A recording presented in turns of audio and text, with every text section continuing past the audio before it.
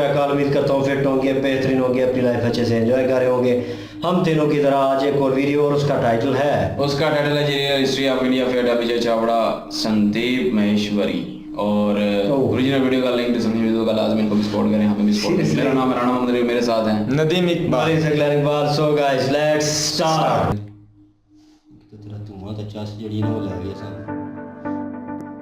एक सोसाइटी है, चाहे वो कोई भी है, चाहे हमारी है चाहे कोई भी है, उसकी जो बेसिक फाउंडेशन है दैट इज एजुकेशन। हाँ, क्या आपने कुछ ऐसा ऑब्जर्व किया जो आज से हजारों साल पहले हम लोग सही कर रहे थे भारत में, और आज वहां पर कुछ गड़बड़ हो रही है? Can we talk about that? Because यहाँ पर जो बहुत सारे लोग बैठे हैं वो इसी एज ग्रुप में है, around 18, 19, 20 years. I think it's going to be very relevant अगर हम उसके बारे में जी आप कुछ बात कर सके। जी। आज का जो एजुकेशन सिस्टम वो actually 19th century British colonial education system है, उसी को हम आज चला रहे हैं।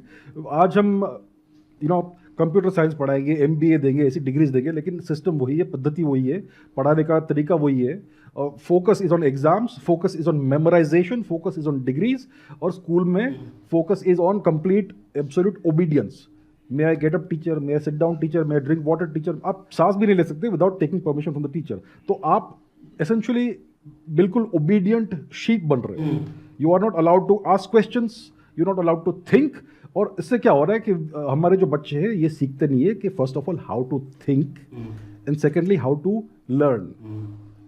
You have to learn how to learn.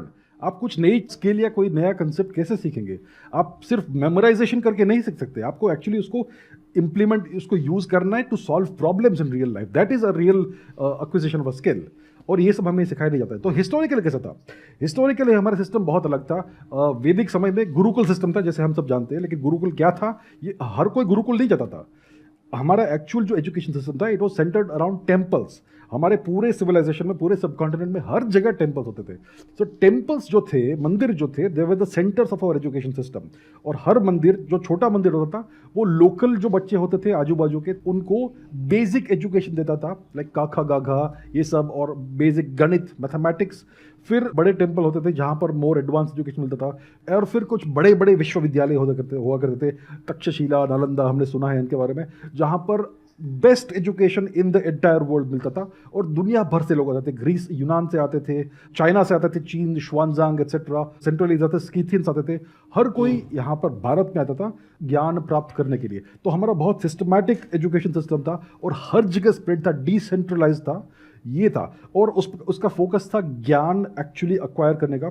और हर व्यक्ति को let's say masters degree level तक के एजुकेशन की जरूरत नहीं होती थी। Most people just want to acquire एक पर्टिकुलर स्किल सेट, उससे वो अपना जीवन शुरू करना चाहते थे। You would get basic education, काका गागा, लैंग्वेज इज वेरी इंपॉर्टेंट, और दूसरा मैथमेटिक्स, बेसिक मैथमेटिक्स, अरिथमेटिक। आपके जीवन में कभी अलजेब्रा, ट्रिगोनोमेट्री की जरूरत नहीं पड़ेगी। I study advance mathematics, I love it, but I am telling you, you don't need advance mathematics in life. आपको सिर्फ अरिथमेटिक की जरूरत पड़ती है। तो अरिथमेटिक और लैंग्वेज सिखाते थे, और फिर कोई स्किल सेट जो आप अप्रेंटिस होके कर सकते हो। तो टिपिकली जो यंग लोग थे वो 14, 15, 16 साल के उम्र तक एक्चुअली काम करना शुरू करते थे as part timers, and then eventually they would go into family business and all. ये बहुत हजारों वर्षों से चलता आ रहा था ये सिस्टम। तो हमारा सिस्टम ये था। और कुछ लोग, मे बी 1%, 2% को विश्वविद्यालयों में एंट्रेंस मिलता था, only on the basis of ability and merit. और जो हमारा एजुकेशन सिस्टम था वो पूरा फ्री था। It was always subsidised by the Kings, by the kingdoms, emperors and state. कभी भी आपको 1 रुपए का फीस देना नहीं पड़ता था। ऐसा नहीं था कि आपको मंथली रिकरिंग गुरु दक्षिणा देनी होगी, और आप अगर 1 साल की देंगे तो आपको 10% ऑफ मिलेगा। It was not like that. It was completely free. It was all given by the Kings. तो ये इन अ नटशेल हमारा एंशिएंट एजुकेशन सिस्टम था। It was focused on actual education. आप सचमुच कुछ सीखते थे, आप रियल वर्ल्ड स्किल्स एक्वायर करते थे, जिससे आप रियल वर्ल्ड प्रॉब्लम्स को सॉल्व कर सको। आज का एजुकेशन सिस्टम है, आप बैचलर्स डिग्री या मास्टर्स डिग्री लेकर निकलेंगे, you are clueless. Unfortunately situation ये है आज। आप अगर कंप्यूटर साइंस डिग्री लेंगे तो आप में उसको एसेज लिखने पड़ते हैं एग्जाम में। These are problems. अभी थोड़ा बहुत सॉल्व हो रहा है, I am not saying everything is bad, but we have a long way to go. तो education system is the foundation of any civilisation, और इसे हमें रिफॉर्म करने की बहुत आवश्यकता है।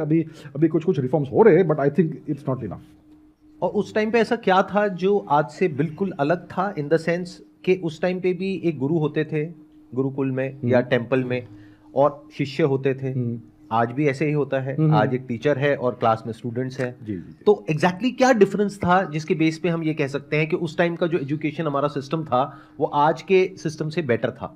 पहली बात है, it was completely free.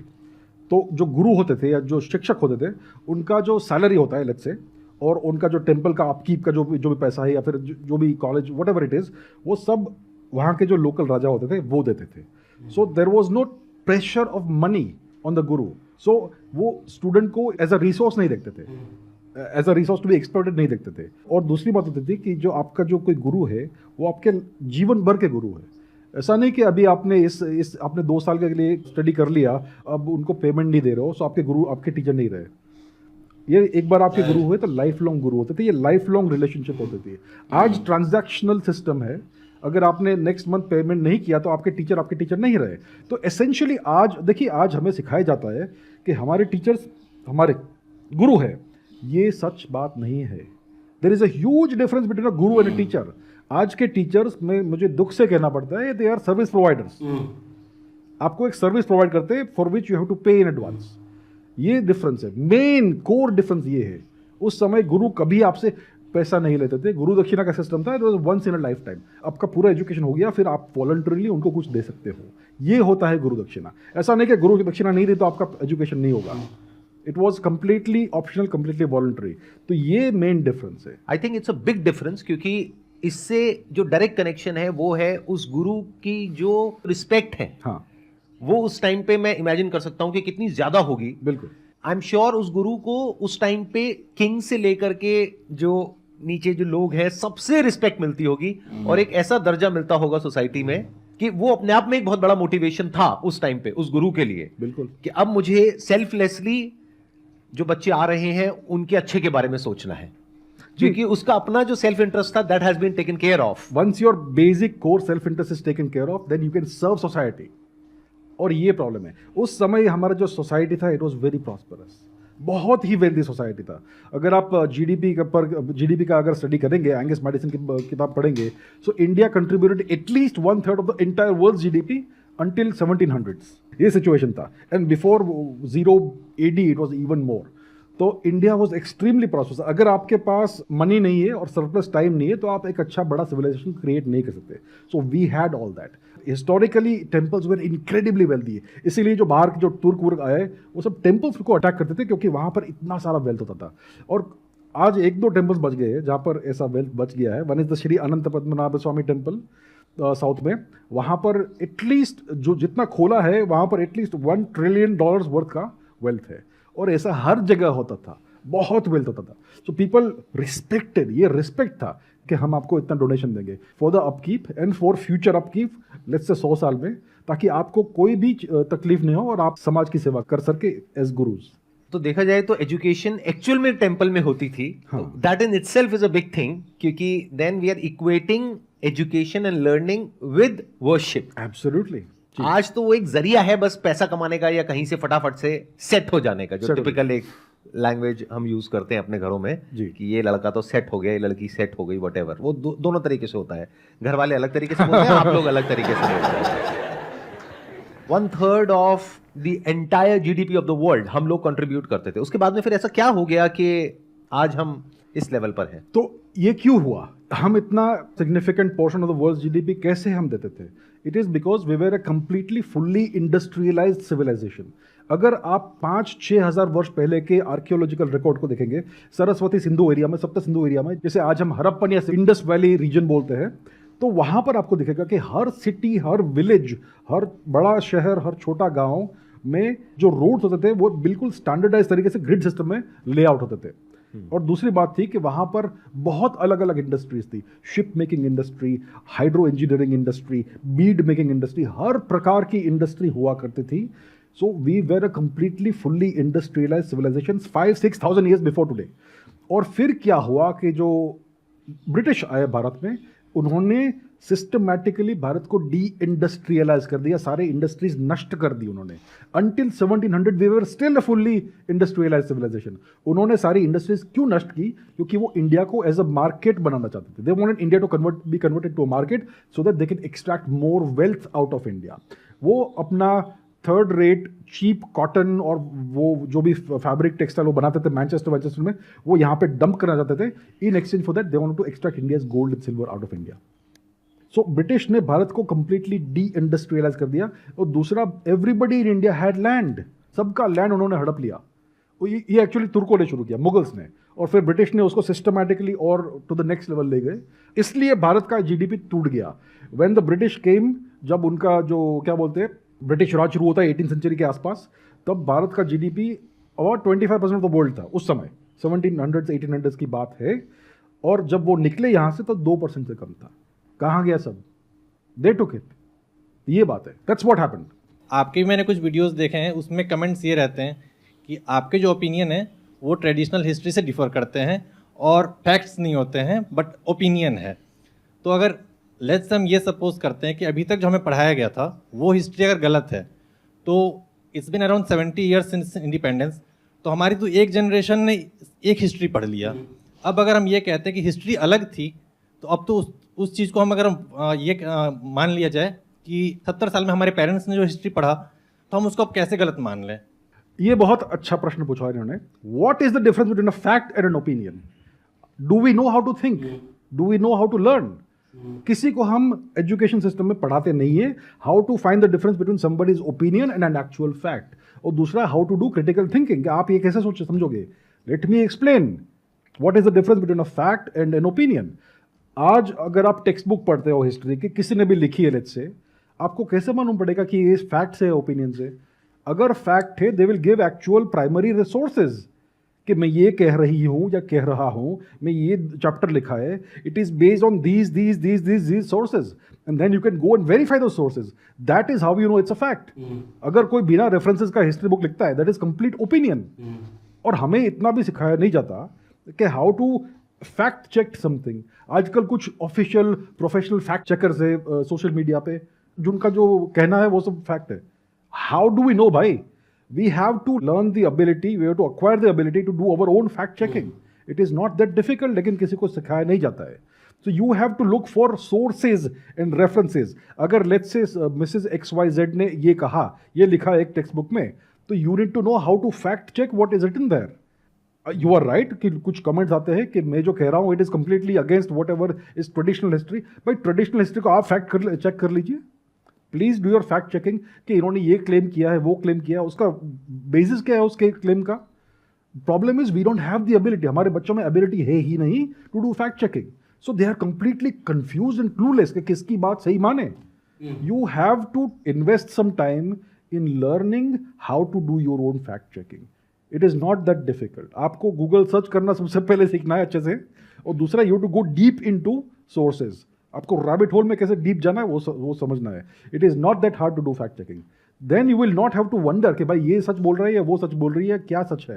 You will know after half an hour two और let's say 1 day of research, आपको सब समझ में आ जाएगा. अब यहाँ पे मेरा एक क्वेश्चन है कि आप कह रहे हैं कि फैक्ट चेकिंग के लिए हमको क्या करना पड़ेगा कि अलग अलग रिसोर्सेज से जा करके देखना पड़ेगा, उसको वेरीफाई करना पड़ेगा कि अगर ये बात लिखी गई है तो ये इसका सोर्स क्या है, कहाँ से आ रहा है. जी. मान लो उसका जो सोर्स है वो ये 2 बुक्स हैं जहाँ से आ रही है, उनका सोर्स क्या है? 2 बुक्स हैं, उसका सोर्स क्या है? एग्जैक्टली. Go deep. वही तो कह रहा हूँ, go deep into the rabbit hole. Go to the primary sources कि भाई राजा चंद्रगुप्त के समय क्या ये इंस्क्रिप्शन है, that is the original source, that is the primary source. So you have क्या to go वो back. अवेलेबल है हमारे पास में? अगर अवेलेबल नहीं है तो there is no, then that's an opinion. That's just opinions. अगर कोई चीज अवेलेबल नहीं है उसके बारे में आप बोल रहे हो, that is conjecture, that is speculation, that could be opinion, that could be right or wrong.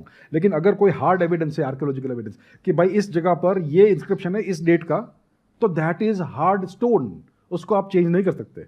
और दूसरी बात है कि कुछ जगह पर primary sources are literary evidence कि उस समय के लेट्स से किसी हिस्टोरियन ने लिखा है कि ये हुआ, दैट इज हार्ड एविडेंस. या फिर आर्कियोलॉजिकल एविडेंस कि भाई ये लोग कहते हैं कि सरस्वती नदी नहीं थी, आज आपको सैटेलाइट इमेज दिखेगी, आज आपको बहुत सारे नेचर पेपर्स मिलेंगे, ये सब प्राइमरी एविडेंस है.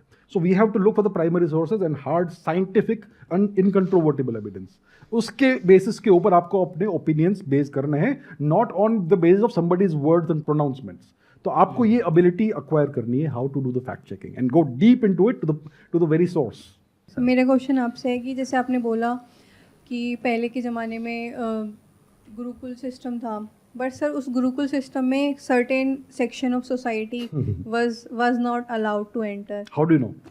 सर मतलब सर्टेन सेक्शन जैसे कि some lower caste how do you know this? आप ये क्लेम कर रही हो, how do what is the basis of the claim? Primary source क्या है? सर जैसे हमने देखा है कि एक सेक्शन है सोसाइटी का जो आज तक एजुकेशन की फील्ड में आज तक उसको मतलब वो एक सेक्शन से पीछे है। जैसे कि आप देखेंगे एक सर्टेन कैटेगरी की कट ऑफ जनरल से लो ही जाती है। उसका जैसे उसका रीज़न ये है कि उन्हें मतलब पहले से ही उस फील्ड एजुकेशन की फील्ड में आगे नहीं बढ़ने दिया गया। ये आपको कैसे मालूम कि पहले से ऐसा है? पहले के ज़माने में ऐसे आप बोल रहे हैं सब कुछ सही था, बिल्कुल ठीक था, एकदम से अंग्रेज़ों के आने पे ख़राब हो गया। पर मुझे नहीं लगता ऐसा है, क्योंकि पहले भी बहुत सारी कमियां थी जिसकी वजह से अंग्रेज़ आए और उन्होंने देखा कि ये कमियां हैं, इसलिए वो अटैक कर पाए, इसलिए वो इतना नुकसान कर पाए हमें। जी, अब आप अपना ओपिनियन दे रही कि कुछ कमियां थी भारत की सोसाइटी में। आप मुझे कोई भी सोसाइटी किसी भी समय की दिखाओ जहाँ पे कोई कमी नहीं है, लेकिन हम अपना ही देखते कि हमारे में ये इंफीरियोरिटी कॉम्प्लेक्स बहुत डीप रूटेड है और ये एजुकेशन सिस्टम चाहता है कि हम में सारी कमियां हैं दुनिया भर की। मैं आपको एक रेफरेंस देता हूँ। धर्मपाल जी थे एक हिस्टोरियन और स्टेटिस्टिशियन जिन्होंने ब्रिटिश डेटा को कंपाइल किया। जब ब्रिटिश ने अपना एजुकेशन सिस्टम इम्पोज किया भारत में 19th सेंचुरी में, उसके पहले उन्होंने बहुत सिस्टमैटिक सर्वे किया था सारे इंडियन टेम्पल स्कूल्स का और सारे इंडियन स्कूल्स का। तो उनके स्टेटिस्टिक्स अवेलेबल है जो ब्रिटिश नहीं कंपाइल किए, हमने नहीं कंपाइल किए। उनका मैं स्टेटिस्टिक्स आपको बोलता हूँ, read that, it's a multi volume book, the beautiful tree by Dharampal. उसमें क्या मिलता है आपको? Boys and girls equally got education in all the Indian schools. The medium of education वो संस्कृत, हमारा संस्कृत मीडियम एजुकेशन होता था पूरे भारत भर में, उसको खत्म कर दिया उन्होंने। They cut us off from our civilisational language.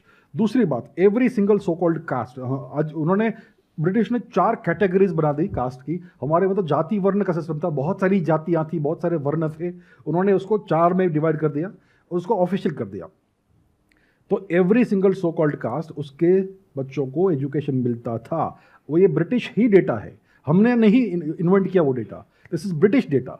So if you look at the actual facts, I would encourage you to read the beautiful tree by Dharampal ji. उसको पढ़िए, आप स्वयं देखिए क्या एक्चुअल फैक्ट्स थे। मुझे पता नहीं किसने क्या कहा, किस पॉलिटिशियन ने कौन सा भाषण दिया और क्या लिखा उन्होंने, आई डोंट नो। मैंने सबके सारे पॉलिटिशियंस के लाइफ स्टोरीज नहीं पढ़े, but I can assure you if you look at the primary evidence जो ब्रिटिश स्टैटिस्टिक्स और डेटा के ऊपर बेस्ड है, ये सारी चीज़ें उड़ जाती है। Boys and girls equally got the education, there are more girls than boys, more girls than boys, and so-called low castes had actually more representation in the education system than so-called high castes. ये सारी myths बनाई गई है जिससे हम ऐसा सोचते हैं कि हमारा कल्चर और हमारा सिविलाइजेशन बैकवर्ड है और ये गोरी चमड़ी वाले हमारा उद्धार करने यहाँ पे आए। So it's a very good question you have raised, please read that book, आप स्वयं देख लीजिए उसमें क्या लिखा है। ये जो पॉइंट इन्होंने रेस किया जी कि भाई इस तरह की क्लासेस होती थी सोसाइटी में आज से हजारों साल पहले, ये इनका ओपिनियन है, इनके पास में अभी कोई फैक्ट नहीं है, you don't have a fact for that, right? तो अभी आपने बताया कि ये एक बुक है धर्मपाल जी की जिससे कि हम वेरीफाई कर सकते हैं। Are there any other sources या एनी अदर आर्कियोलॉजिकल स्टडीज या रिसर्च जिसके बेस पे हम ये कह सकें कि इस तरह से कोई भी डिस्क्रिमिनेशन नहीं था आज से हजारों साल पहले? प्रॉब्लम बताया क्या है कि हमारे पास यूनिवर्सिटीज थी, उसमें लाइब्रेरीज थी, उन सबको नष्ट कर दिया गया, उन सबको जला दिया गया। तो हमारे पास आज बहुत कम पुराना एविडेंस है, रिटन एविडेंस, सब कुछ जला दिया। नालंदा को जलाया उन्होंने, कुछ महीने तक वो लाइब्रेरी जली थी। सोचिए कितने हिस्टोरिकल रिकॉर्ड्स जल गए। सो अनफॉर्चुनेटली क्या हुआ, they destroyed all our written history, most of our written history. और फिर वो यहाँ पे आए ब्रिटिश, उन्होंने कहा कि आप तो भाई ओरल हिस्ट्री रखते हो, आप तो कुछ लिखते ही नहीं हो, you have no sense of history, so we will write your history. उन्होंने अपने पर्सपेक्टिव से हिस्ट्री लिख दी हमारी, और उसको आज भी हम पढ़ाते हैं, जिसमें उन्होंने अपने आप को ग्लोरीफाई किया। एग्जैक्टली। और देखिए, अगर आपको किसी कंट्री को इन्वेड करना है, कॉन्कर करना है और उसको डिस्ट्रॉय करना है, तो आपको उसका जस्टिफिकेशन तो देना पड़ेगा कि ये बहुत बुरे थे, इसलिए हम आए और हमने उनका उद्धार किया।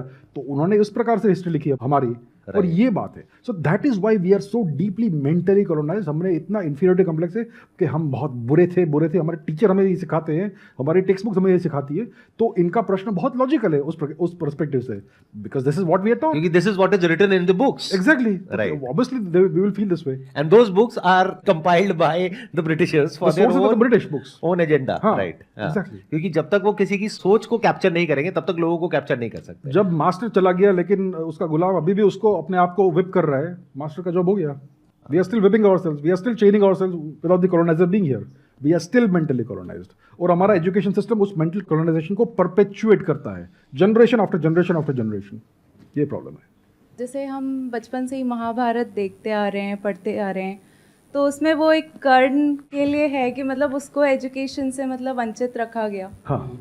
आपका क्या टेक है उसमें कि वो क्या वो मिथ है जो हम पढ़ते आ रहे हैं? किसी भी सोसाइटी में क्लासेस होते हैं, डिविजन्स होते हैं. There is no such thing as equality in society. आप रोमन सोसाइटी को देखिए, ग्रीक सोसाइटी को देखिए. ग्रीक सोसाइटी में हमें कहते हैं कि डेमोक्रेसी था. आपको पता है ग्रीक सोसाइटी का डेमोक्रेसी कैसा था? First of all, only males could vote. Secondly, only rich males could vote, prosperous males. और उस सोसाइटी में स्लेव्स भी थे. भाई किसी सोसाइटी में अगर आप स्लेव्स रखते हो तो उसको आप डेमोक्रेसी कैसे कहेंगे? लेकिन हमें पढ़ाते हैं कि ग्रीस वाज अ डेमोक्रेसी. तो ये सब चीज़ें है. If you look at any society from any time in the world, आपको इक्वालिटी नहीं मिलेगी. Equality is a myth. We can give equal opportunities to people but you will not get equal outcomes. तो Karna was not a prince. अगर आप let's say 19th century England में जाओ, ठीक है, वहाँ पर प्रिंसेस को एजुकेशन मिल रहा है from a top class teacher, और कोई भाई फार्मर का बेटा आके कहेगा कि मुझे भी वही एजुकेशन दो, मार के भगाएंगे उसको. This is how it is. एक रॉयल टीचर हर किसी को एजुकेशन नहीं देगा. So you can not expect the son of a charioteer to get the education of a prince. There are classes in society. That has always been there. It is still there today. It will always be there in the future. उसमें क्या गलत हुआ? Everything was not good in past. So we can say that we are moving forward. We were once backward. Now we are getting better. Yes. No, I don't disagree completely with it. We were way better 1,000 years ago. Then क्या हुआ कि our society got invaded and destroyed. हमारी society जिस प्रकार से function होती थी 1000 वर्ष पहले, उसको तोड़ दिया गया by the Turks who invaded India. They destroyed the way society functioned. जो हमारे जो मेन इंस्टीट्यूशंस थे, एजुकेशन सिस्टम और हमारे जो रूलर्स थे, उन सब को हटा दिया गया और एक फॉरेन सिस्टम हमारे ऊपर इम्पोज किया गया. और जब आपका सोसाइटी, आपका सिस्टम जिस प्रकार से इवॉल्व हुआ है उस प्रकार से फंक्शन नहीं कर सकता, तो उसमें कुछ विकृतियाँ आ जाती है over a period of 1000 years. So these things happen. Some bad qualities come inside. कुछ विकृतियाँ बाहर से आती है, कुछ विकृतियाँ अंदर बन जाती है. If you are not allowed to function the way you have evolved to function for thousands of years, something will go wrong. देखिए, एग्जाम्पल देता हूँ.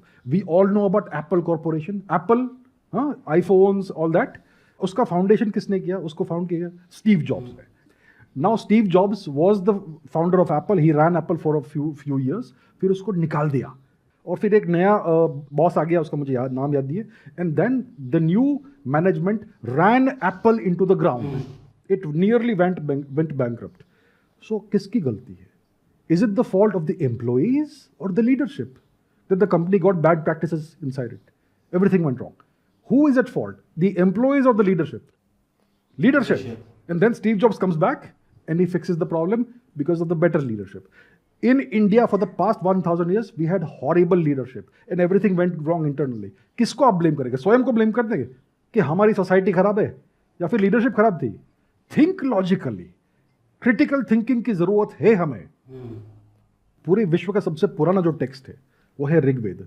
ऋग्वेद में बहुत सारे श्लोक है जिसके ऑथर लेडीज है, महिलाएं. गार्गी, घोषा, लोपामुद्रा, बहुत सारे नाम है. आप मुझे पूरे विश्व में कोई भी रिलीजियस टेक्स्ट दिखाइए, फाउंडेशनल रिलीजियस टेक्स्ट, जिसका एक शब्द भी किसी महिला ने लिखा हो.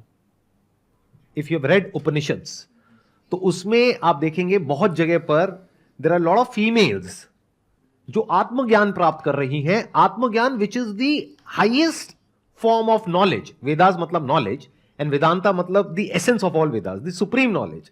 That means knowledge related to the self. और वो सेल्फ नॉलेज भी दी जा रही है फीमेल्स को, और वो फीमेल्स आगे उस नॉलेज को शेयर कर रही हैं. तो ये बहुत बड़ी बात है जो ये कह रहे हैं. This is not a small thing. इससे आप आइडिया लगा सकते हैं कि डिस्क्रिमिनेशन था या नहीं था, और था तो किस लेवल पे था. और उन फीमेल्स का भी आप बैकग्राउंड चेक कर सकते हैं. They were not from royal families. जी बिल्कुल. इनफैक्ट अष्टावक्र गीता अगर आप पढ़ेंगे तो अष्टावक्र जिनकी हम बात करते हैं, he was not a king. और उनकी पूजा कर रहे हैं कौन? राजा जनक. दूसरा एग्जाम्पल है चंद्रगुप्त मौर्य. किनके पुत्र थे वो? किनके पुत्र थे? उनका लीनिएज क्या था? कुछ नहीं था.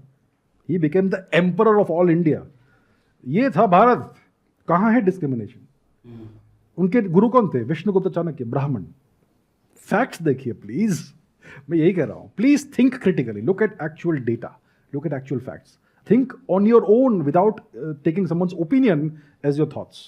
इस तरह से अगर आप समझेंगे तो there are lot of things which are not right in almost all the societies. तो हम गलती क्या कर रहे हैं, एज ही सेइंग, कि हम अपने आप को ब्लेम कर रहे हैं, अपनी सिर्फ कमियों को देख रहे हैं, अपनी जो अच्छाइयां उसको नहीं देख रहे। हम ये नहीं देख रहे कि whatever the system was, we contributed to 1/3 of the GDP of the world, that is big thing. इसका मतलब समझो ना क्या था, कि मतलब वी वर प्रॉस्परस। तो जो भी सिस्टम था, including the limitations of the system, उसकी प्रॉब्लम्स के बावजूद भी we were doing financially well. जो आई थिंक जो सिटीज थी, दोज वर आल्सो प्लान्ड, जहां तक मैंने पढ़ा है, सुना है। Better drainage systems than what we have today in India. अभी लास्ट ईयर फ्लड्स हुआ था पाकिस्तान में, हर जगह पाकिस्तान में फ्लडिंग हो गया था, लेकिन मोहनजोदड़ो में पानी निकल गया। कहाँ से? 5000 ईयर ओल्ड ड्रेनेज सिस्टम जो हमारे पूर्वजों ने बनाया। देखिए, कोई भी सोसाइटी अगर प्रॉस्परस है तो it is a function of the success of the society. और किसी भी सोसाइटी में बहुत सिस्टमैटिक इश्यूज है, बहुत डीप रूटेड इश्यूज है, तो वो प्रॉस्परस नहीं हो सकती unless it is an empire like the Roman empire, जो दूसरों को कॉलोनाइज करके उनकी वेल्थ छीनती है, या ब्रिटिश एम्पायर जो प्रॉस्परस हो गई दूसरों की वेल्थ छीन के। हमने किसी को कॉलोनाइज नहीं किया, but we became prosperous on our own through our own output. तो दैट टेल्स यू हमारी सोसाइटी एक्चुअली बहुत अच्छी थी। कुछ ना कुछ इश्यूज होंगे यहाँ वहाँ, but nothing major. That is you to understand. और अगर थे भी तो कब नहीं थे? क्या ब्रिटिशर्स के टाइम पे नहीं थे? बट हो सकता है हमको इस तरीके से प्रोग्राम कर दिया गया है कि उस टाइम पे जो कुछ इश्यूज थे उसको इतना हाईलाइट कर दिया है, सिर्फ इश्यूज को, और जो भी अच्छी बात है वो मुझे नहीं पता कहां पर है टेक्स्ट बुक में। एक एग्जांपल है, ब्रिटिश एम्पायर, जहां पर 19th सेंचुरी में the sun never set on the British empire, इतना बड़ा एम्पायर था, ठीक है। आप चार्ल्स डिकेंस की बुक्स पढ़िए। चार्ल्स डिकेंस बहुत ही फेमस 19th सेंचुरी नॉवेलिस्ट था ब्रिटेन का। क्यों फेमस था? क्योंकि वो एक्चुअल लाइफ दिखाता था विविडली। उसके हीरोज को देखिए और उस समय के ब्रिटेन को देखिए, उनके बुक से ही, उनके नॉवल से ही।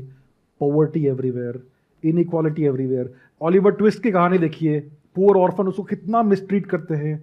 वहाँ पे कितने पुअर लोग होते हैं जो पुअर हाउस में रहते हैं, उनके पास रात को सोने की जगह नहीं होती है। London was full of poverty and crime in the greatest empire in the world. ये सच है, दीज आर फैक्ट्स। इंडिया में कभी ऐसा नहीं था। वी हैव टू अंडरस्टैंड, हमें कंपैरेटिव स्टडी भी करना चाहिए।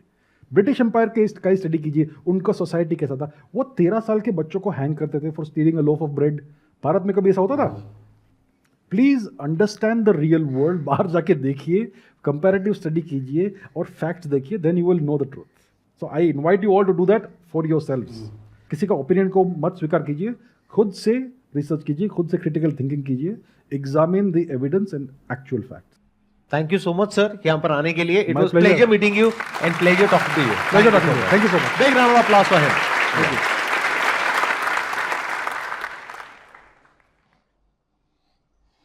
जी clear, nice conversation.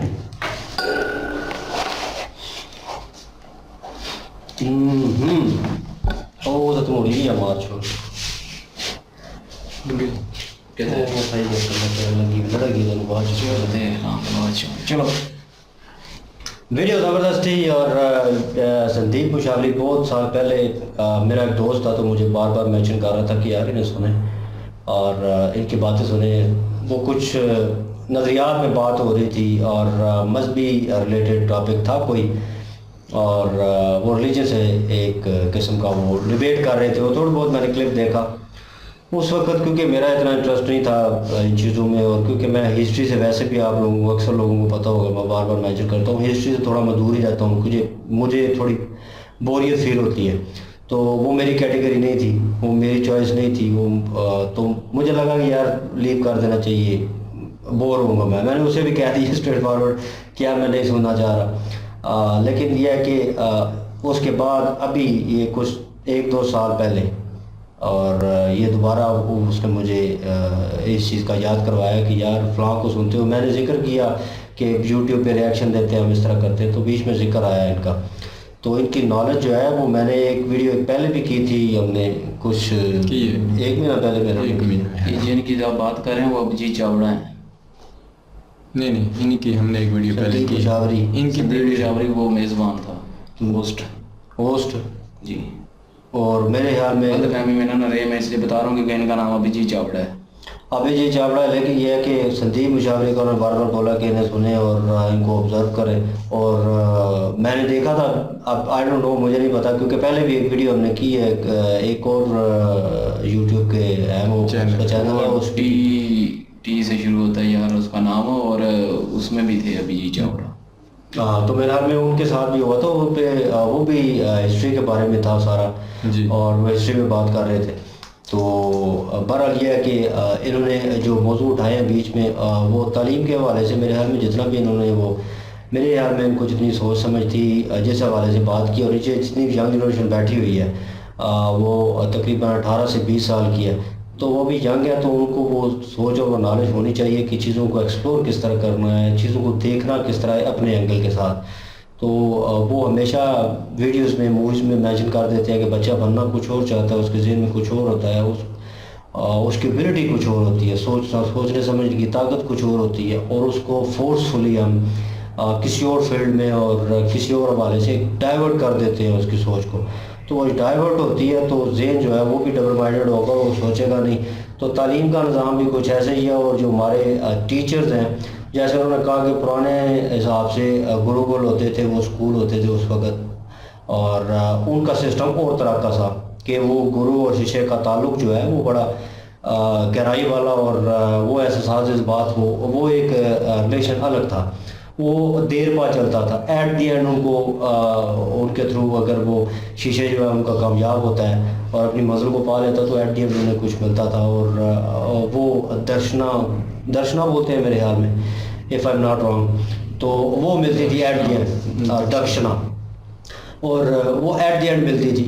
अब भी के मैं कहूँगा आजकल के दौर के हिसाब से ठीक है, एडवांस है वो चीज़, लेकिन वो टीचर वो अपना जो काम है वो नहीं कर रहे। और इसमें स्टूडेंट्स की भी गलती है कि स्टूडेंट्स को पता है कि मेरी फील्ड क्या है, मैंने चूज़ क्या करना है, मेरा किस में इंटरेस्ट है, वो इस फील्ड में जाएगा तो ऑटोमेटिकली वो उस चीज़ को ऑब्जर्व करेगा, वो खुद भी सोचने की कोशिश करेगा और अपने जहन को थोड़ा बहुत वसी करेगा, चीज़ों को अपने तरीके से एक्सप्लोर करने की कोशिश करेगा। क्यों? उसका इंटरेस्ट होगा। मेरा क्रिकेट में फॉर एग्जांपल इंटरेस्ट है, तो मैं क्रिकेट को वीडियो जो कभी आ जाए सामने तो मैं उसको देखता हूँ प्रॉपर्ली पूरा, उस हिसाब से हिस्ट्री की वीडियो आ जाएगी मेरे सामने तो मैं अगर एक दो बॉल सुनूंगा तो मैं उसको फॉरवर्ड कर दूंगा, आगे निकाल दूंगा। क्यों? मेरा इंटरेस्ट नहीं है उसमें, मेरा इंटरेस्ट जो है उस कैटेगरी में नहीं है, मेरा क्रिकेट की कैटेगरी में इंटरेस्ट है, उससे रिलेटेड या वो होगा तो मैं उस पर ध्यान दूंगा, फोकस करूँगा, वो चीज़ें मुझे ज़्यादा बेहतर तरीके से याद रहेंगी।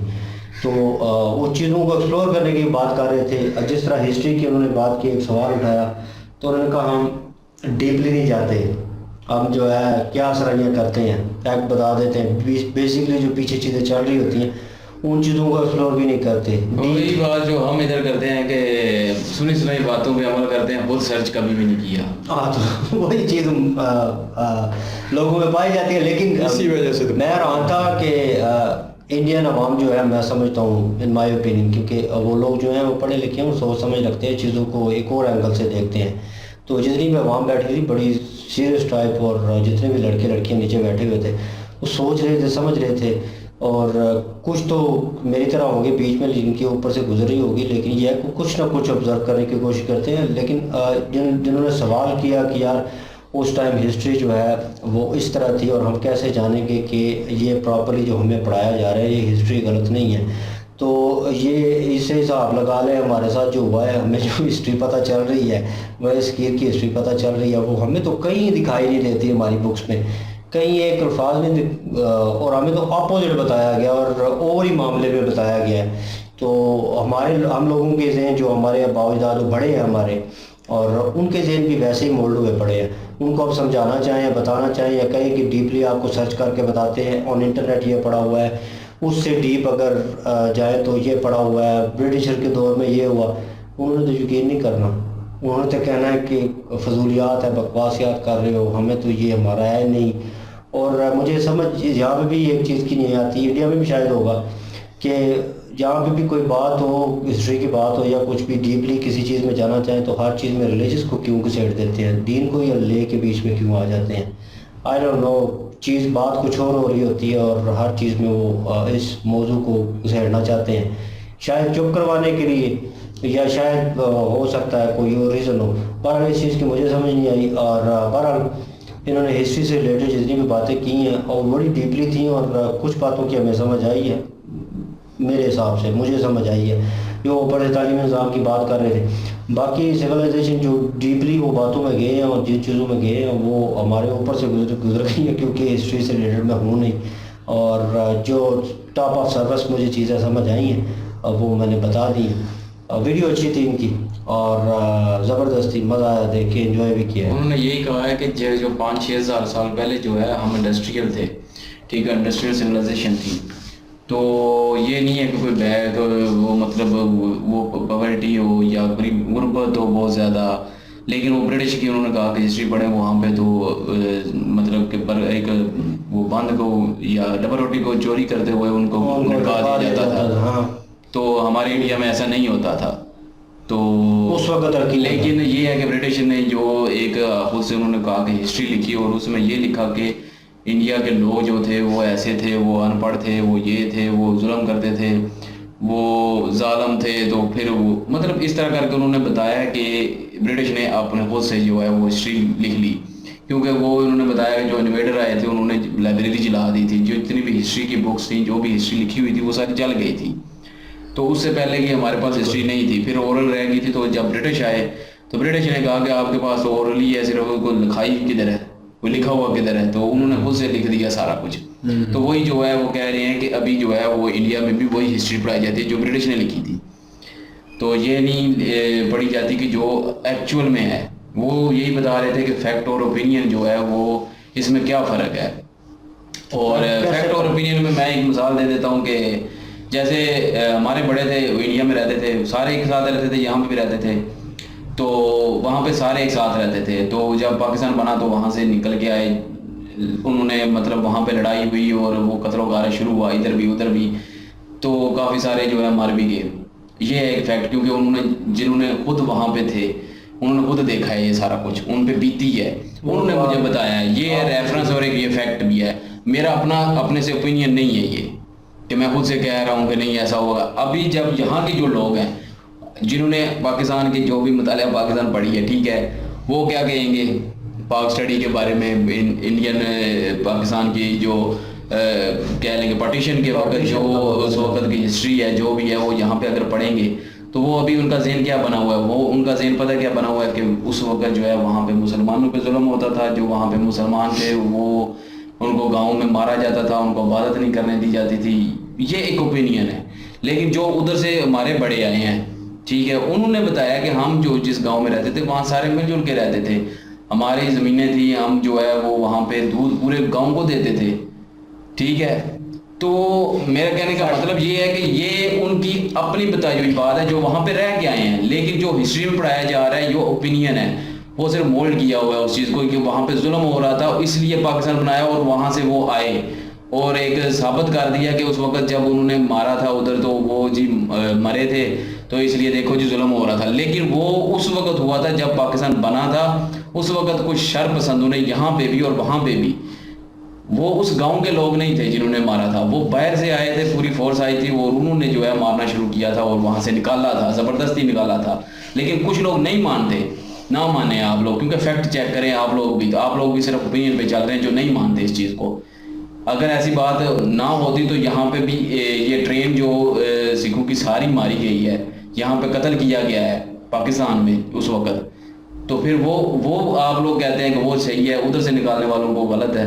उधर से भी निकाला गया, उधर से भी मारा गया, चाहे उधर से पहले मारा गया या इधर से मारा गया पहले, इस बात की बहस नहीं करता, लेकिन दोनों तरफ हुआ है। और तो पता भी नहीं चलेगा कि कहाँ से कहानी बिल्कुल वो उस वक्त तो ना तो कोई सोशल मीडिया था, ना कैमरे थे कि किधर से शुरू हुआ किधर से नहीं शुरू हुआ।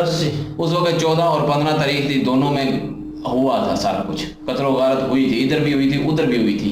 मैं नहीं कहता कि इधर के अच्छे थे या उधर के अच्छे थे, नहीं, दोनों तरफ हुई थी, क्योंकि हमारे बड़े आए थे उधर, उन्होंने हमें बताया। लेकिन एक बात है कि जब वो नहीं बना था पाकिस्तान, उससे पहले सब मिलजुल के रहते थे, उस वक्त कोई जुल्म नहीं होता था, उस वक्त तक सारे ठीक थे। लेकिन यहाँ पे क्या पढ़ाया जाता है, उस वक्त जुल्म होता था वहाँ पे मुसलमानों पे, और इसलिए पाकिस्तान बनाना पड़ा। लेकिन ऐसी कोई बात नहीं थी, ये है फैक्ट। और ओपिनियन क्या है, जो खुद से बंदा बना ले कि मैंने जी वो पढ़ा के कहीं से भी सुना के ओपिनियन बन जाता है। हमारी में यही, वो भी अभिजीत साहब भी यही बात कर रहे थे कि हमारे में ये एक प्रॉब्लम है कि हम जाकर फैक्ट चेक नहीं करते, हम उसको चेक नहीं करते हैं उस चीज़ को। जिससे सुन ली हमने, मतलब इनसे सुनी हम सोचेंगे, उनसे सुनी हम सोचेंगे कि ये इन दोनों में कौन ठीक है यार। खुद से चेक नहीं करना, वो हम भी आप लोगों में शामिल हैं, क्योंकि हम खुद भी नहीं चेक करते। सीधी सी बात है, हम भी यहाँ पे कितनी दफ़ा वीडियो हमने हिस्ट्री पे बनाई है और हमने यही कहा है कि अभी समझ नहीं आती कि वो ठीक है या ये ठीक है, खुद से चेक नहीं करते हम। ये बाकी ये इंटरेस्ट की बात है ना, वही बात आ जाएगी इंटरेस्ट की भी, और वैसे भी हम हड हराम है, किसी चीज़ की भी नहीं सर्च करते, किसी चीज़ की भी नहीं, चाहे हिस्ट्री हो, चाहे मजहबी हो, चाहे कोई भी हो, किसी चीज़ की भी नहीं हम सर्च करते। और किसी से भी सुन लिया ठीक है जी आप ठीक है, ये ज़ूरे वाला आप ठीक है, ये नहीं चेक करना कि वाकई ये चीज़ है, किधर से है, रेफरेंस क्या है उसका, और उसका आगे रेफरेंस क्या है। तो देखिए आपको गाइडेंस भी चाहिए होती है ना, कभी कभार आप डबल माइंडेड होते हैं, आपको पता नहीं होता कि किसको सुन रहे हो कौन ठीक है। और जैसे हमने इनकी बातें सुनी है, अब इनके अलावा इनके ऊपर कोई और बोल रहा हो कि ये कह रहा हो कि ये नहीं ठीक कह रहे, इन्होंने ये बात की, ये ओपिनियन नहीं ठीक नहीं है, ये डीपली जाने की कोशिश कर रहे हैं, बता रहे हैं कि आप डीपली सर्च करें, तो डीप में तो है ही कुछ नहीं, आपको हिस्ट्री में वहाँ पे कुछ नहीं। तो ओपिनियन समझे, तो ओपिनियन पूरा 100% सच ना समझे, तो यही तो वो कह रहे हैं ना, इन्होंने सच बोला हो तो वो कह रहे हो कि हाँ ये सच है, लेकिन यही तो वो फर्क बता रहे हैं ना ओपिनियन और फैक्ट में। फैक्ट मतलब अगर किसी बुक में रेफरेंस नहीं लिखा हुआ कि उस जगह पे रेफरेंस है, ये रेफरेंस है, आप रेफरेंस अगर दिया हुआ है तो वो रेफरेंस चेक करें और उसके आगे रेफरेंस चेक करें, ठीक है। जब आप लोगों को ये नहीं समझ आ रही कि रेफरेंस नहीं लिखा हुआ, तो फिर आप उसको ओपिनियन ही समझे, फिर आप उससे बाकी वो चीज़ें भी देखें जो फैक्ट के हिसाब से, रेफरेंस के हिसाब से हैं, तब आप जाके आप कुछ ना कुछ एक मुकाम पे पहुंच जाएंगे कि आपको समझ आ जाएगी हकीकत क्या है। तो ऐसे तो सुनी सुनाई ओपिनियन होता है सारा, और कोई भी उठ के कुछ कह दे, मैं ही इधर कह देता हूँ कुछ, तो लोग समझेंगे कि यार पता नहीं ये सही कह रहा है, तो वो तो मेरा ओपिनियन ही होगा जब मेरा रेफरेंस ही नहीं देना। जैसे हमारी हदीसों का है तो उसमें रेफरेंस पूछते हैं, रेफरेंस क्या है जी इसमें, ठीक है, सनद है कि नहीं है। सनद का मतलब यही है कि वो आगे से रेफरेंस चेक करते हैं कि कहाँ तक ऑथेंटिक जा रहा है ये, अगर एंड तक ऑथेंटिक जा रहा है तो उसको समझते हैं कि ये सनद है इसकी, ये हदीस बिल्कुल ठीक है। जिसकी वो वहाँ तक नहीं पहुँची तो उसको ज़ईफ़ भी कह देते हैं, कई बार कह देते हैं कि ये गलत है, इसका कोई रेफरेंस नहीं है। तो इसी तरह बाकी चीज़ों का भी होता है कि रेफरेंस चेक करना चाहिए, उस ऑथेंटिक जो चीज़ होती है उस पर हमें जो है यकीन करना चाहिए, ये नहीं कि किसी की सुनी सुनाई बातों पे अमल कर लें। अभी काफ़ी हैं जो कि सुनी सुनाई बातों पे अब काफ़ी एक्स मुस्लिम हो जाते हैं, ठीक है, जो आजकल व्यू के लिए भी वीडियो बनाते हैं, और बहुत सारे लोग जो हैं नफरत करने वाले किसी दूसरे मज़हब से, वो उनको बहुत सुनते हैं और फिर कह देते हैं कि उसने ये कहा, उसने ये कहा, उसने ये कहा।